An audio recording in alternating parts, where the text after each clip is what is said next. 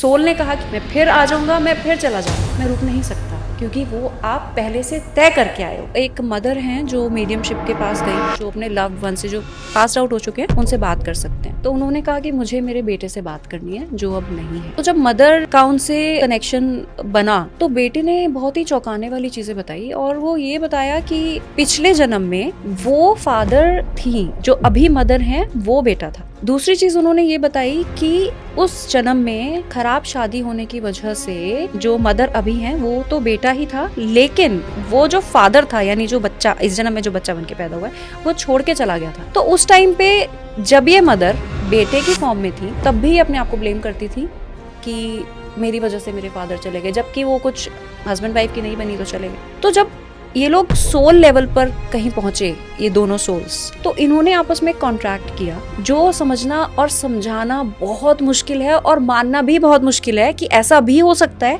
मतलब I was literally shock to hear this. ये जो आपको ब्लेम करने की आदत है ना खुद को, ये आपको बदलनी होगी, और मैं नेक्स्ट बर्थ में आपका बेटा बन के पैदा हूँ। और जब वो इस जन्म में बेटा बन के पैदा हुआ, कुछ वक्त बाद ही वो इस दुनिया से चले गए। तो मदर तो सिर्फ अपने आप को ये ब्लेम ही करती रह गई, क्योंकि अब वो ह्यूमन बॉडी में है, वो ये ब्लेम ही करती रह गई कि मैंने बच्चे का ख्याल नहीं रखा या मैं ही जिम्मेदार हूँ। तो जब ये कनेक्शन हुआ उनका और अपने ही बेटे के साथ, तो उन्होंने कहा कि यही सिखाने तो मैं आया था, आप अपने आप को ब्लेम करना छोड़ो, और हर जन्म में आपका ये पैटर्न है।